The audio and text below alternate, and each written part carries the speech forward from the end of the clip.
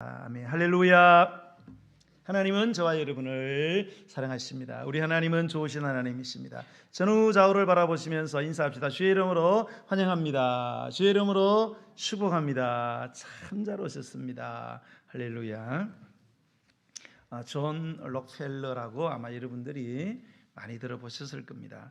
지구상에 존재했던 부자 중에 가장 부자였다라고 평가받는 사람입니다. 또 어려운 처지에 있는 사람을 돕기도 했고요. 대학이나 병원 이런 공공기관에 기부를 많이 해가지고 자선의 대명사로 알려진 사람, 존 록펠러. 처음부터 그런데 이 사람이 이렇게 살아간 사람이 아니었어요. 원래 이 사람은 부자가 되기 위해서 수단과 방법을 게리지 않고 부를 추구했던 굉장히 악랄한 사람이었습니다. 그래서 이 사람이 33살에 백만장자가 되었어요. 그리고 43세에 미국에서 최고의 갑부가 되었습니다. 그리고 53살에 세계 제1의 부호가 되는 쾌거를 이루었지만 그에게 돌아온 건 더러운 자본가라는 오명밖에 없었습니다. 너무 많은 사람들을 짓밟고 죽이고 그 부를 쌓아왔기 때문에 그때도 예수님을 믿는 사람이었죠. 그러다가 54세에 알로페시아라는 불치병에 걸리게 됩니다. 병원에 갔는데 의사가 당신은 얼마 살지 못한다, 곧 죽을 것이다 라는 사망 진단을 받게 됩니다. 그래서 절망하고 병원을 나오던 록펠러는 현관 입구에 있는 한 글귀를 보게 되는데요. 이렇게 적혀 있었어요. 가지려 하지 말고 베풀어라. 행복을 위하여. 행복하고 싶으냐? 그러면 지금처럼 그렇게 아둥바둥 다른 사람 거 다 빼앗고 착취하고 그렇게 자꾸 가지려고 하지 말고 베풀어라. 이것을 보는 순간 하나님이 그의 온몸을 전율케 했습니다. 그걸 보는 순간 내가 잘못 살았구나. 세계 제1의 부호가 되었지만 내 인생 잘못 살았구나. 일순간에 인생이 바뀌게 되는데요. 그때 그 병원 안에서 막 시끄러운 소리가 나는 거예요. 들어가 보니까 병원비를 내지 못하는 한 가난한 사람이 거기서 실갱이를 하고 있는 거예요. 그래서 아무도 모르게 그 가난한 사람의 병원비를 대납해 주게 됩니다. 처음으로 남을 돕는 기쁨을 그때 맛본 이 록펠러는 사제를 틀어서 록펠러 재단을 만들었고요. 사회적 약자를 돕는 제2의 인생을 시작을 했습니다. 자선가로 변신한 록펠러는 위대한 자선가로 거듭나게 된 것입니다. 부하 직원이 한 번은 회사에 100만 달러의 손해를 입혔다고 합니다. 어마어마한 돈이죠. 그러나 알고 보니까 손해는 입혔지만 회사를 위해서 최선을 다했다는 사실을 알게 됩니다. 그래서 그를 책망하지 않고 오히려 격려해 주면서요. 또 그의 실패를 두려워하지 않고 회사를 위해서 열심히 일하는 그 태도를 칭찬하는 것도 잊지 않았습니다. 모든 사람들이 100만 달러의 손해를 낸 그 직원에게 불같은 화를 록펠러가 낼 것이다 이렇게 생각했는데 오히려 끌어안고 쓰다듬어주고 하나님을 향해서는 감사를 선택을 했습니다.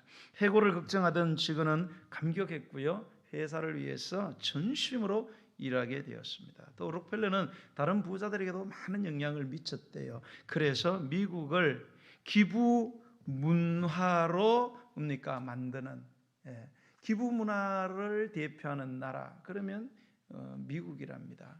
여기에 영향을 가장 많이 처음으로 끼친 사람이 바로 이 록펠러였다고 합니다. 이렇듯 감사가 넘치는 인생을 살아가게 되는데요. 그의 삶에 믿기 어려운 기적이 일어났습니다. 54세에 불치병이 걸려서 의사가 곧 죽는다고 했는데 55세에 건강이 완전히 회복이 되었습니다. 몇 살까지 살았느냐?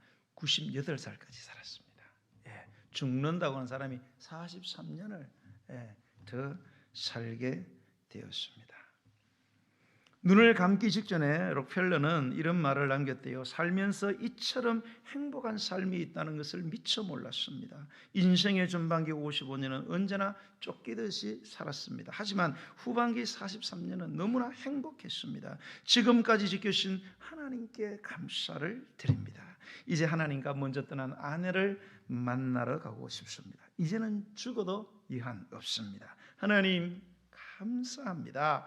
그렇게 감사의 고백을 하고 난 후에 새벽녘에 조용하게 하나님과 아내 만나려고 이 세상을 떠났다고 합니다. 사랑하는 여러분, 우리도 언젠가는 이 세상을 떠나야 되겠죠. 저와 여러분이 세상을 떠날 때에 우리의 마지막 고백이 감사의 고백이 되기를 주 이름으로 축복합니다. 죽기 전에 내가 왜 죽어? 이러고 막 울고 불고 그런 추한 꼴 보이지 말고 하나님 감사합니다. 한평생 뒤돌아보니 모든 것이 하나님의 은혜였습니다라는 고백이 이 세상을 떠날 때에 저와 여러분의 동일한 고백이 되기를 예수님의 이름으로 간절히 축복합니다.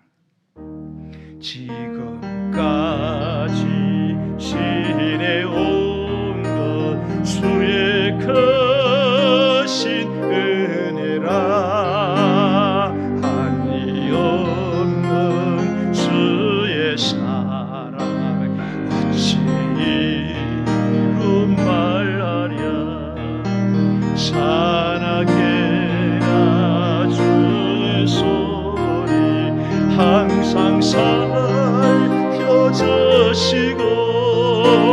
모든 애를 주 안에서 형통하게 하시네. 할렐루야. 본문은요, 예수님께서 10명의 나병 환자를 치유해 준 사건이에요. 그런데 치유받은 10명의 나환자 중에 9명은 유대인이었는데 유대인 나환자는 전부 다 고침받고 자기 갈 길로 가버렸고요. 오직 이방인 사마리아 사람 한 사람만 예수님께 돌아와서 엎드려 감사했다는 그런 내용을 우리가 읽었습니다. 자, 그들이 이 이방인 사마리아인이 돌아왔을 때 예수님께서 이 이방인 외에는 하나님께 영광을 돌리려 돌아온 자가 없느냐라고 예수님은 탄식을 했어요. 우리는 그 9은 어디 있느냐, 그 9은 어디 있냐는 말을 우리가 좀 주목할 필요가 있는데요. 10명이 치유를 경험했습니다. 그러나 사마리아 사람 한 사람만 돌아와서 감사를 해서 9명은 고침을 받는 은혜를 입었지만 감사는 안중에 없었습니다. 우리의 모습이 그렇죠. 저와 여러분이 어떻습니까? 하나님의 은혜를 얼마나 많이 우리가 체험합니까? 그렇지 않습니까, 여러분? 네? 매 순간순간마다 세상 사는데 정신만 팔리지 마시고요. 매 순간에 하나님이 주시는 은혜를 한번 생각을 해보세요, 여러분. 우리는 거기에 대해서 얼마나 감사할까요? 네? 여러분 하루에 감사합니다라는 말을 몇 번씩 하십니까? 세례 보셨어요? 여러분이 당하는 모든 일들을 여러분 조목조목 한번 생각해 보세요. 여러분이 어떤 일들이나 어떤 사건에 어떤 사람들을 대면하게 됐을 때 그 일의 내용과 관계없이 하나님께 감사하면서 살아왔느냐는 거예요. 10명이 불치의 병을 고침받았는데 돌아와서 감사한 사람은 한 사람밖에 없다는 것은 많은 사람들이 은혜를 입지만 그러나 감사하는 사람이 너무나 적다는 사실을 우리에게 천명해 주고 있습니다. 하나님 앞에 엎드려 우리가 감사하지 못하기 때문에 복은 받았지만 받은 복을 누리지는 못한다는 것을 오늘 본문을 통해서 우리는 깨닫게 되는 것입니다. 자, 그렇다면 한 명의 사마리아인이 돌아와서 감사할 수 있었던 이유, 9명의 유대인들이 돌아와서 감사하지 않고 자기 갈 길로 다 가버린 이유가 과연 무엇일까? 첫 번째는 은혜에 대한 인식의 차이 때문입니다. 자, 13절입니다. 13절 시작. 소리를 높여 이르되 예수 선생님이여 우리를 불쌍히 여기소서 하거늘. 자, 불쌍히 여긴다라는 엘레에손이라는 이 헬라어는 부족한 현실에 자비를 쏟아붓다 그런 뜻이에요. 부족한 현실에 자비를 쏟아붓다. 그러니까 나환 자들은 불쌍히 여기달라는 것은 주님 우리는 부족한 인간들입니다. 우리 부족한 사람들의 우리 힘이나 노력으로는 우리의 나병을 고칠 수가 없으니 오직 예수님의 자비로만, 예수님의 은혜로만, 예수님만 우리를 도우실 수 있다는 사실을 소리 높여 부르짖었다는 겁니다. 하지만 예수님의 도우심, 예수님이 베푸신 은혜를 과연 진정으로 알고 그래서 감사했던 사람은 오직 이방인 사마리아인 한 사람뿐이었다는 사실은 우리 인생이, 저와 여러분이 얼마나 우리의 부족함을 깨닫지 못하는 존재인지, 우리가 얼마나 부족한 존재들인지, 얼마나 우리가 형편없는 존재들인지, 하나님의 은혜가 없으면 살아갈 수 없는, 하나님의 은혜만 받고 살아가는 존재라는 사실을 우리가 깨닫지 못하는 존재고, 얼마나 하나님의 은혜로 우리가 살아가고 있다는 사실을 모르는 존재라는 사실을 적나라하게 우리에게 보여주고 있습니다. 우리는요, 정말로 보면은 너무 부족한데도 마치 우리에게 주어진 것들이 우리의 힘과 노력으로 된 줄 알고, 우리는 그렇죠. 아주 작은 일에도 성공하면요 엄청나게 교만해집니다. 예, 그래서 막 그런 거 있잖아요. 우리 막 코로나가 막 많이 걸렸잖아요. 코로나가 막 걸리는데 막 끝까지 안 걸리는 사람이 있습니다. 예, 그런 분들에게 간혹 있지요. 그러면 뭐 자기가 무슨 초인간인 줄 알아. 나는 특수한가 보다. 남들 다 코로나 걸리는데 나는 코로나도 안 걸린다. 안 걸리기는 뭐 안 걸려요. 걸리더라고 또. 예. 인간이 그렇게 자기 부족함을 몰라요. 뭔가나 특별하게 있잖아요. 남들 계산 안 하는 거 못하는 거 자기가 계산하면 자기가 천재인 줄 알아. 예. 자기 아들이 연세 우유만 계속 먹으면 연세 들어갈 줄 알아요. 아니에요, 여러분. 사람이 그렇게 자기 부족함, 하나님의 은혜가 아니면 살아갈 수 없다는 사실. 오늘 이 시간 우리가 하나님의 은혜를 생각하면서 우리 한번 찬양 한번 드렸으면 좋겠습니다. 내가 누려왔던 모든 것들이 주님의 은혜라는 고백을 오늘 이 시간 드리기 원합니다.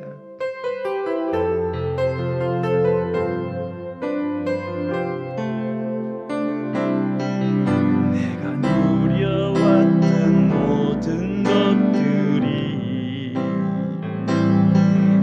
내가 지나왔던 모든 시간이, 내가 걸어왔던 모든 순간이 당연한 것 아니라 은혜였소.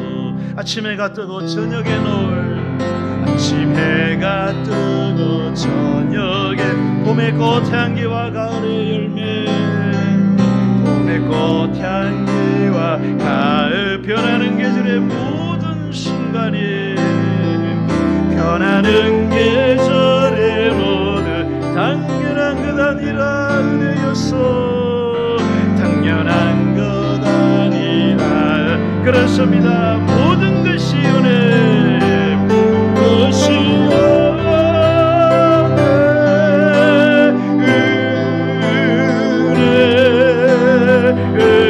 하늘은 은혜, 하늘은 은혜.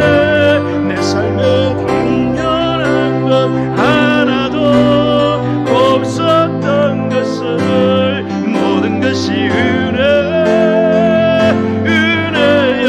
내가 이 땅에 태어 사는 것, 내가 이 땅에 태어나 사는 어린아이 시절과 지금까지, 어린아이 시절과 지금 숨을 쉬며 살며 꿈을 꾸는 삶, 쉬며 살며 꿈을 그 당연한 것 아니라 은혜입니다.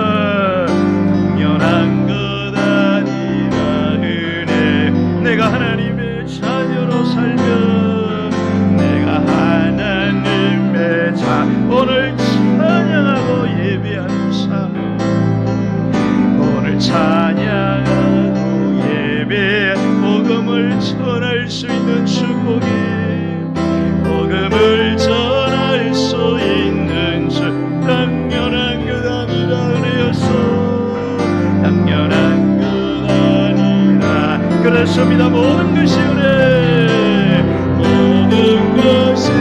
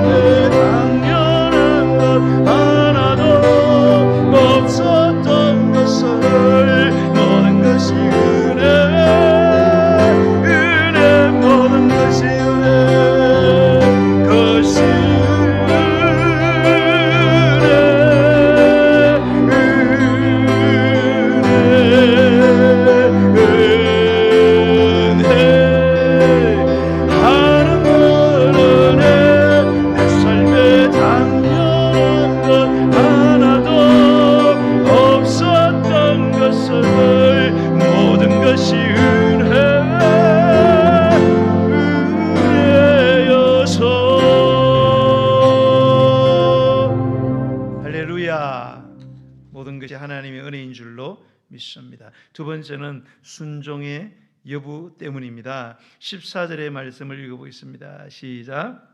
보시고 이르시되 가서 제사장들에게 너희 몸을 보이라 하셨더니 그들이 가다가 깨끗함을 받은지라. 아멘. 자, 이 깨끗함을 받는다는 원의 의미는 병이 치료되다, 병이 회복되다, 그런 뜻입니다.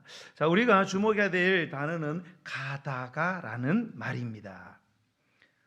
가다가 깨끗함을 받게 됩니다. 그들은 예수님의 고치시는 능력을 믿었죠. 그랬기에 아직 낫지 않은 상태였어요. 낫지 않은 상태이지만 나은 사람들에게 주어지는 제사장의 검정을 받으러 가는 순종을 했다는 거예요. 구약에는 이 나병이 걸리면 내가 나았다라는 확신이 들어요. 그러면 내 혼자 나았다 그러면 아무도 안 믿어줍니다. 돌멩이 던져 죽여버립니다. 가까이 오니까.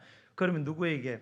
제사장. 당신은 제사장이 의사의 역할을 대신했어요. 제사장이 가가지고 딱 찌라시를 하나 받아야 돼요. 왕쾌 이렇게 된 거를. 그리고 어디 가가지고 너 나병 환자 아니냐? 보기엔 멀쩡하게 나병 환자지. 보기는 멀쩡하지만 무슨 소리 봐라 이거다. 그리고 보여주라고 반드시 제사장에 가서 자기의 몸을 보여줘야 합니다. 나은 몸을. 그런데 이들에게 예수님이 야 제사장에 가서 너희 몸을 보이라, 이 말은 너희의 몸이 나았다는 말 아니거든요. 현실적으로 낫지 않았어요. 썩어 들어가고 있어요. 낫지 않은 상태였지만 나았으니 제사장에게 가라. 그랬을 때 그들은 다 10명 다 순종하고 갑니다. 왜? 믿었기 때문에. 하지만 정말로 마음의 중심으로 진정한 믿음과 그 믿음으로 순종을 한 사람은 딱 한 사람 사마리아인밖에 없었다는 거예요. 왜냐하면 그들이 10명 다 제사장에게 갔을까요? 안 갔을까요? 갔겠죠. 다 10명 가서 이거 다 확인서 하나씩 받았을 거예요. 그런데 돌아온 사람은 몇 명이에요? 한 사람이에요. 여러분, 제사장, 사람 제사장 말고 하나님 제사장, 진정한 제사장, 대제사장은 예수 그리스도이십니다. 그 제사장께 마지막으로 돌아와서 확인을 받아야 되는데 그 진정한 제사장 되신 예수님에게 돌아온 사람은 몇 명이다? 한 사람밖에 없다, 이 말입니다. 그러니까 진정으로 주님을 믿고 순종한 사람은 한 사람밖에 없었다는 거예요. 그러면 9명은 그런 순종을 안 한 거냐? 순종했죠. 순종하는 척한 거죠. 쇼한 겁니다. 여러분, 마태복음 21장 28절 이하에 보면 어떤 사람에게 아들이 2명이 있었어요. 포도원을 경작하는 사람이었는데 큰아들 보고 그랬어요. 아들아, 예 아버님, 포도원에 할 일이 너무 많다. 가서 일 좀 해라. 예스 아버지, 제가 바로 가겠습니다. 바로 집을 나서서 포도원을 가다가 생각이 바뀌었어요. 바빠 죽겠구만. 동생도 있는데 뭐 이런 걸 나한테 시키나 말이야. 내가 맞이로서 이런 거 해야 되겠나? 그러면서 술집으로 갔는지 골프 치러 갔는지 노래방에 갔는지 모르겠어요. 다른 데로 가버렸어요. 나중에 아버지가 가보니까 암만 찾아도 없어요. 포도나무밖에 안 보인 거예요. 너무 속상했겠죠. 그래서 둘째 아들을 보고 아들아, 예 아버지, 너 저 포도원에 가서 좀 일 좀 해라. 아버지 내가 왜 일해야 됩니까? 응? 저 건강 형님이지 않느냐? 나 일 못합니다. 그리고 박차고 나갔어요. 나가다가 생각을 해보니까 아니지, 이건 아니지. 응?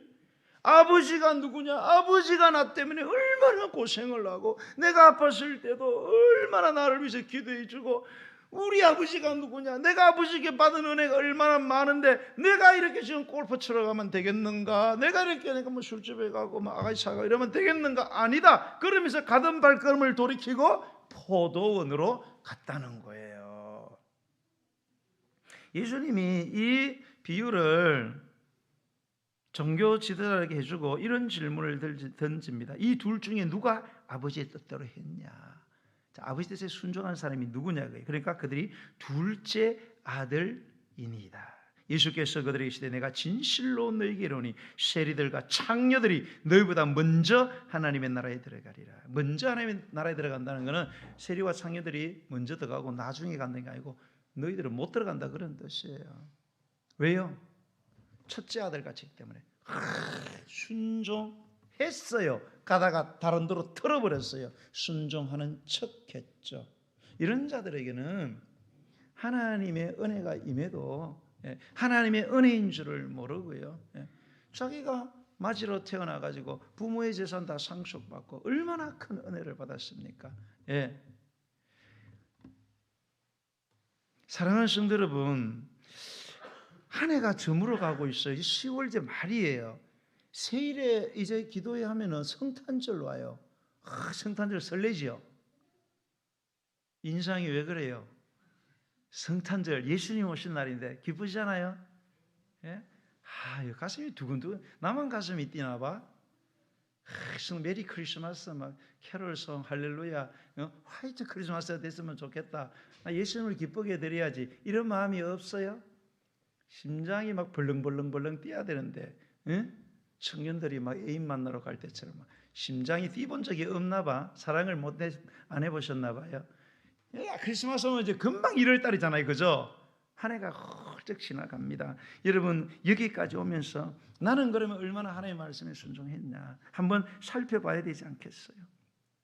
순종하는 척하는 거 말고요, 정말로 나는 얼마나 진정으로 순종했나, 끝까지 순종했냐 이거예요. 순종 처음에는 잘, 큰아들 보세요. 처음에 순종을 잘합니다. 나중에서 확 틀어버립니다. 아버지 막 너무 속상하게 하고, 둘째 아들은 처음에는 순종 안 하는 것 같았어요. 그러나 그 중심에는 아버지 사랑하는 마음이 있는 거예요. 아버지가 나를 위해서 얼마나 고생을 하고, 그냥 막 허리가 휘도록, 그렇게 내가 이러면 안 되지. 그렇게 정말 아버지를 사랑하는 마음으로 끝까지 순종하는 사람이 내가 되어야 되지 않겠어요? 저와 여러분은 정말 어떻게 순종했습니까? 여러분, 진정한 순종, 끝까지 순종하시기 바랍니다. 여러분, 좋을 때 순종하는 건요, 유치원생들도 해요. 여러분, 정말로 순종한 사람, 내가 신앙의 내공을 갖기를 원하세요. 여러분, 신앙도 레벨이 자꾸 올라가면은 자꾸 영적인 분별력이 보이는 거예요. 뭔가 프로가 돼야 되지 않겠어요? 다른 분야에서는 다 프로가 되네. 골프도로 치면 프로 된다 그러더라. 나는 안만 쳐도 안 된다고 막 때려쳤어요. 근데 여러분, 어느 영역에서 계시다 이 프로가 돼요. 손에 이래 잡힌단 말입니다. 여러분, 신앙이 뭐 이렇게 잡히는 거 있어요? 이렇게 잡힙니까? 영적으로 뭐가 분별이 되고 사람이 하는 말이 분별이 돼요? 다 사랑합니다. 내 속으로는 나는 죽일 거야. 이런 게 보여야 되지 않겠어요, 여러분? 말하는 대로 다 믿으니까 사기꾼에게 당하는 거예요.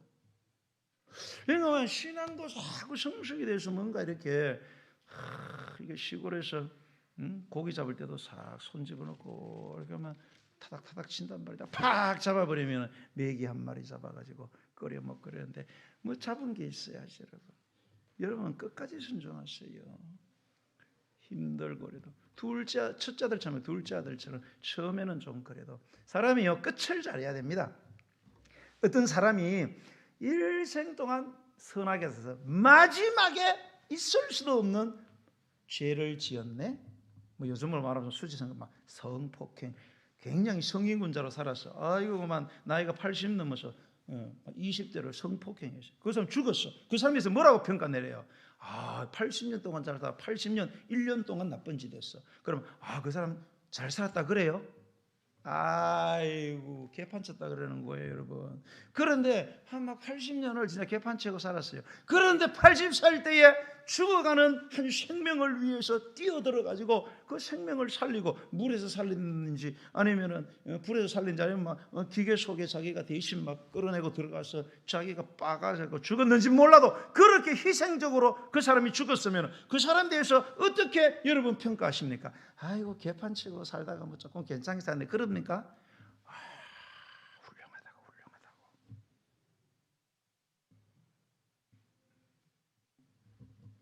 감사가 어디서 나오느냐? 끝까지 순종할 때에 그 다음에 찾아오는 것이 감사라는 사실. 여러분, 오늘 정말로 이 시점 감사 주일에 꼭 한번 나는 정말로 얼마나 순종하는 사람이었나 한번 살펴봤으면 좋겠습니다. 마지막 세 번째로, 하나님의 은혜를 알고요, 하나님의 말씀에 순종함으로 진정한 감사의 자리에 나간 자들에게 하나님이 덤으로 주시는 놀라운 축복이 있다는 사실을 꼭 기억을 하셔야 됩니다. 자, 17절로 19절입니다. 17절로 19절 시작. 예수께서 대답하여 이르시되 10사람이 다 깨끗함을 받지 아니하였느냐? 그 9은 어디 있느냐? 이 이방인 외에는 하나님께 영광을 돌리러 돌아온 자가 없느냐 하시고 그에게 이르시되 일어나 가라, 내 믿음이 너를 구원하였느니라 하시더라며. 자, 우리는 본문 말씀에 특별히 19절 말씀에서 우리 좀 특별한 점을 발견해야 됩니다. 그것은 구원 얻었다라는 이 말인데요. 여러분, 여기서 문맥상 구원받았다는 것은 14절에 보시면 깨끗함을 받았다 그런 말 있죠. 깨끗함을, 나병이 깨끗하게 치료됐다는 거예요. 병으로부터 구원받은 거예요. 예. 그래서 성경에는 보면 늘 병을 고칠 때 네가 치료함을 받았느니라 그렇게 말씀 안 하세요. 예, 네가 구원을 받았느니라. 그게 뭐 병이든지 어떤 환경이든지, 구원의 원래 의미가 절망적인 상황이나 지경에서 이끌어내는 것을 원래 구원이라고 하거든요. 우린 죄에서 이끌어냈으니까 죄로부터 구원을 받은 거죠. 여기에 구원은 1차적으로는 뭡니까? 나병에서 깨끗함을 받은 것을 말합니다. 그리고 14절에 보면 이미 나병에서 깨끗함을 받았잖아요. 10명이, 그죠? 예. 가다가 다 깨끗함을 받았어요. 전부 다 정명서 띠로 제사장들이 다 갔겠지요. 그런데 그 중에 한 명만 돌아왔어요. 한 명이 돌아왔는데 이 사람에게 또 하시는 말씀이 19절에 일어나가라, 내 믿음이 너를 구원했다. 네 병을 치료했다. 치료가 됐잖아요. 치료가 됐는데 뭘 또 치료가 됐다고 이야기를 합니까? 왜 그랬을까? 왜 이미 구원받은, 치유받은 자에게 또다시 너는 구원받았다, 치유받았다, 왜 그렇게 말씀하실까? 두 가지 의미입니다. 첫 번째는 완전히 치유되었다 이런 뜻이에요. 자, 가다가 다 깨끗함 받았어요. 그런데 감사로 돌아온 사람은 한 사람이에요. 이 한 사람에게 구원이, 치유가 임했어요. 치유받았어요. 또 치유가 임했어요. 무슨 말입니까? 돌아간 9놈은 전부 다 뒤에 재발된다는 거예요. 왜? 감사할 줄을 모르니까 회수를 하시는 거예요. 여러분, 하나님 주신 거 감사하면 정말로 진정한 감사를 드리세요. 다 회수하십니다. 회수하세요. 예? 건강을 은혜로 줬는지, 물질을 은혜로 줬는지, 재능을 은혜로 줬는지, 가정의 화평을 은혜로 줬는지 여러분 감사하세요. 정말 하나님께 감사하세요. 안 그러면 다 재발됩니다. 원래로 돌아갑니다. 다시 다 회수하시는 거예요. 예. 성경이 그렇게 말하고 있어요. 제가 며칠 전에도 이 회수에 관한 그 이야기를 며칠 전에 들었어요. 뉴스에도 나온 건데, 하나님이 그렇게 큰 은혜를 주셨는데 감사할 줄 모르고 혼자 그냥 다 입 닫고 그러다가 이런 말하기도 진짜 송구하고 무서운데, 31살 먹은 아들이 밤에 킥보드 타고 가다 전봇대 부딪혀서 그 자리에 적사했어요. 뉴스에 나온 거 봤어요? 그래서 장기 기증하고 4명 살렸잖아요. 31살짜리가. 그 아버지는 장로예요. 엄마는 권사예요. 그래서 제가 연줄연줄해서 그 아시는 분이 있어서 받은 은혜가 엄청난 게 있더라고요. 그래서 내가 하나님 그래도 그랬어야 돼. 자식을 모르겠어요. 하나님 속아니까 우리가 뭐 죽고 사는 게 큰일이지만 뭐 주님이 죽고 사는 게 큰일이겠어요. 죽은 놈도 살리는데 우리 하나님은 우리한테만 뭐 난리가 나는 거지. 그걸 보면서 참 그 이야기를 저한테 전달해 주는 그분이 그 아주 가까운 친척인데 이야기 너무 막 눈물을 흘리면서 아유 오빠는 좀 그렇게 살지 말지 장로가 돼가지고. 여러분 9명은요 곧 재발합니다. 암 같은 게 여러분 재발하면 더 심각해지잖아요. 이 병자는 완전히 치유, 나균 병균을 완전히 죽여버렸다 이 말입니다. 잠정적으로 죽인 게 아니고 9명은 나균이 지금 살아있어요. 언제 발발할지 모릅니다. 그런 의미에서 내 믿음이 너를 구원했다. 완전 치유, 재발 없는 치유를 해주다. 그런 뜻이에요. 그 다음이 육체의 치유뿐만 아니라 육체의 구원뿐만 아니라 예수님께로 돌아왔으니 예수님 따라 예수님 믿으면 영혼이 구원받잖아요. 바로 영혼의 구원까지, 영원한 구원, 영생까지 받게 되었다. 할렐루야. 9명은 몸이나 고쳤어요. 몸은 다시 또 죽잖아요. 몸 고치면 뭐 사실 그때만 좋은 거지. 그래 안 그래요? 여러분 뭐 우리나라에서 제일 좀 아산병 30명 고쳤다고 뭐 평생 안 아파요 또? 아유 고쳐봤자 또 아파요. 또 아프더라고. 또 죽어요. 영원한 게 아니에요. 진정한 복은 우리의 영혼이 고침받아야 돼요. 할렐루야. 감사. 이게 여러분 감사의 위력이에요. 이게 감사의 축복입니다. 그래서 시편 50편 23절에 보면 들어보세요. 감사로 제사, 감사로 희생 제물을 드리는 자가 나를 영화롭게 하나니 그 행위를 옳게 하는 자에게는 내가 하나님의 구원을 보이리라. 이렇게 했어요. 감사함으로 감사한 은혜를 받았으면 감사의 제사를 드렸더니 하나님이 기뻐하시더라는 거예요. 그래서 그 행위를 옳게 하는 자 받았으니 감사하는 게 옳은 거 아니에요? 받고 입 닦는 거는 그렇잖아요. 자, 그 행위를 옳게 하는 자, 바로 감사하는 자도 그에게는 바로 하나님의 구원, 사람의 구원이 아니고 하나님의 구원, 상상을 초월하는 엄청난 일이 일어난다는 사실을 믿으시기를 주의 이름으로 축원합니다. 감사의 계절이에요. 오늘은 감사주일입니다. 저와 여러분은 얼마나 하나님의 은혜를 깨달았습니까? 얼마나 진정으로 순종했을까요? 우리는 얼마나 온전한 감사를 드렸습니까? 온전한 감사가 뭡니까 여러분? 우린 거의 다 감사를 이 뚫린 입으로 다 해결을 합니다. 감사합니다. 감사. 끝이에요. 여러분 사람 사이도 그러면은 관계가 좋아질 수가 없어요. 아무리 부부고 아무리 형제가 아무리 친구 아무리 애인이라도 입으로 다 감사를 떼우려고 하면 안 됩니다. 내 시간을 가장 기본적인 시간을 드려야 돼요. 감사의 가장 기본은 시간입니다. 시간을 들 때 내 몸이 따라가는 거예요. 기본이 내 시간, 내 몸. 두 번째는 뭐예요? 내 물질을 하나님께 드려야 돼요. 가장 기본적인 감사와 가장 기본적인 사랑은 이 두 가지, 시간과 물질을 드리지 않는 것은 가짜입니다. 여러분 누군가가 여러분에게 이 두 가지를 여러분에 행하지 않으면서 내가 당신을 사랑합니다 그러면은 이놈 도둑놈이구나 이걸 버뜩 알아야지. 정신 못 차리고 막 입술을 화려하게 너무 막 미사육을 쏘가 넘어가는 사람들, 그래서 결혼한 청년들 다 죽을 똥 싸는 겁니다. 여러분 진정한 감사를 하세요. 여러분의 시간을, 여러분의 몸을, 여러분의 재능을, 여러분의 재물을 드리는 감사.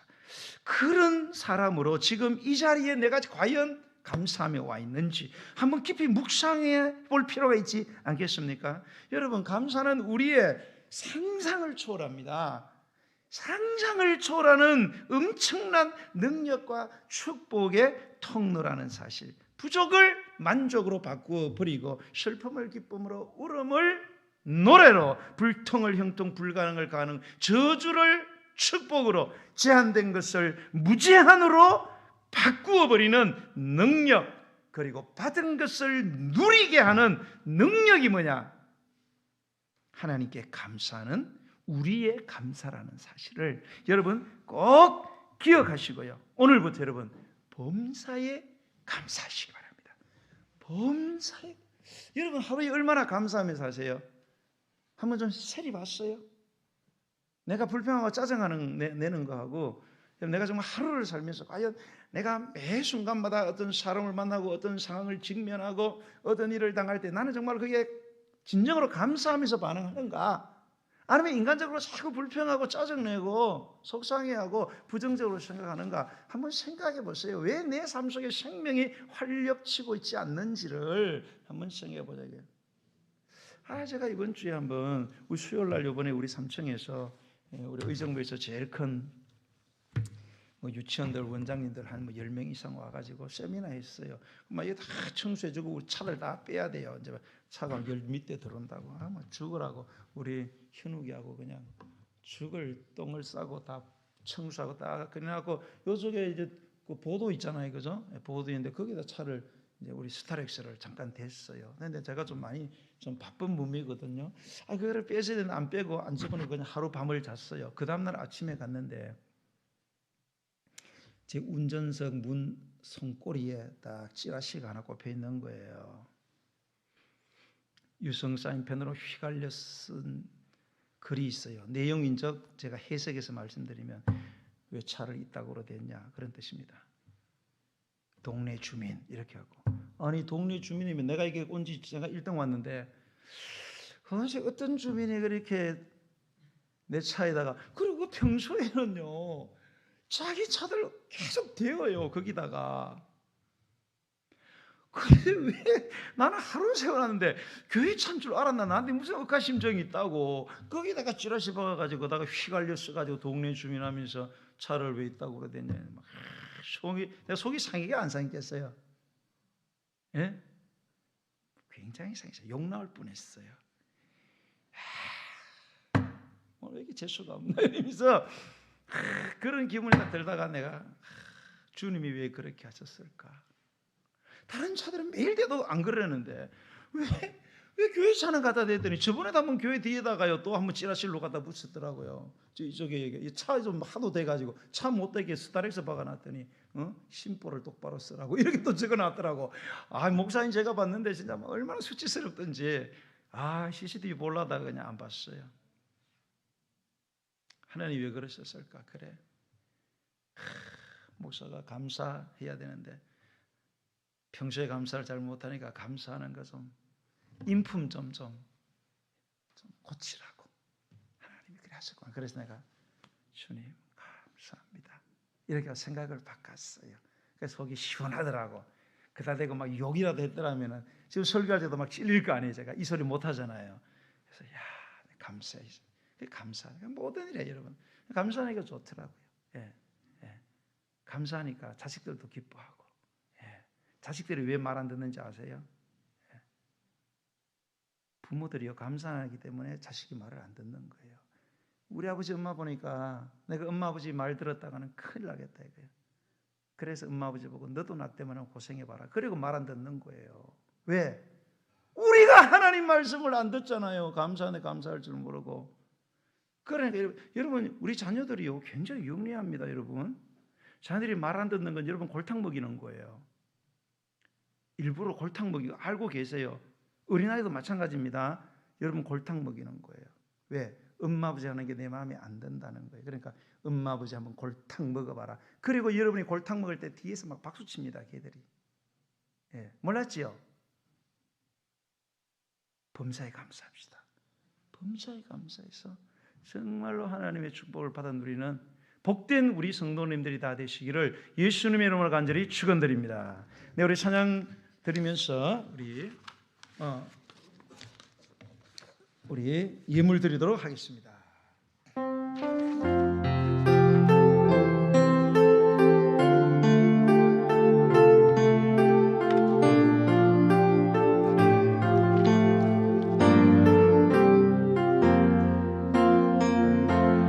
오늘 숨을 쉬는 것 감사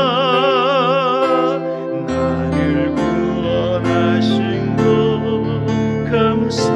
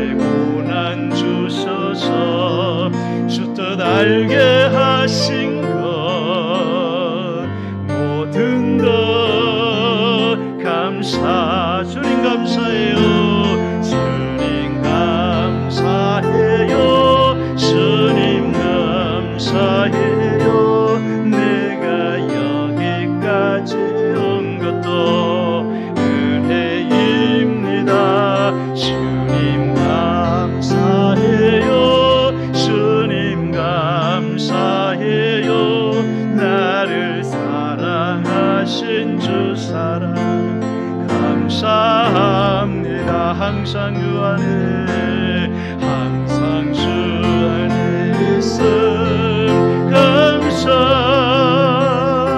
참된 소망 주심도 감사 나 같은 사람도 자녀 삼아 주신 것 모든 것 감사 주님 감사해요 주님 감사해요 주님 감사해요 내가 여기까지 온 것도 은혜입니다 주님 감사해요 주님 감사해요 나를 사랑하신 주 사랑 감사 주님 감사해요 주님 감사해요 주님 감사해요 내가 여기까지 온 것도 은혜입니다 주님 감사해요 주님 감사해요 나를 사랑하신 주 사랑 감사 주님 감사해요 주님 감사해요 주님 감사해요 내가 여기까지 온 것도 은혜입니다 주님 감사해요 주님 감사해요 나를 사랑하신 주 사랑 감사 다시 한번 주님 감사합니다 주님 감사해요 주님 감사해요 내가 여기까지 온 것도 은혜입니다 주님 감사해요 주님 감사해요 나를 사랑하신 주 사랑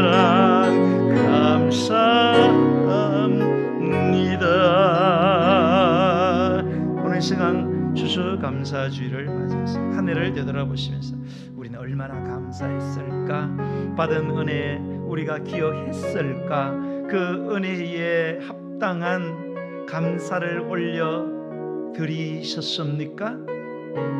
아니면 받은 은혜는 많은데 왜 더 주지 않냐고 달라고 하는 잠언에 있는 그머리처럼 달라고만 하는 그런 인생을 그렇게 잘못 살아왔지는 않습니까? 하나님 아버지 우리에게 정말로 주님의 은혜에 감사하는 영의 눈을 열어주시옵소서. 작은 일에도 큰 감사를 함으로 큰 행복을 누릴 수 있는 하나님의 축복의 비결을 깨닫게 이제는 우리가 모든 일에 감사하면서 어떤 일을 만나고 무슨 일을 당하든지 사랑하는 주님으로부터 온 사실을 깨닫고 감사함으로 우리의 삶에 놀라운 틈으로 주어지는 주님의 완전한 구원, 완전한 은혜, 완전한 치유, 완전한 형통과 만족의 역사가 일어나게 해달라고 오늘도 주 이름 부르고 기도드리겠습니다. 주여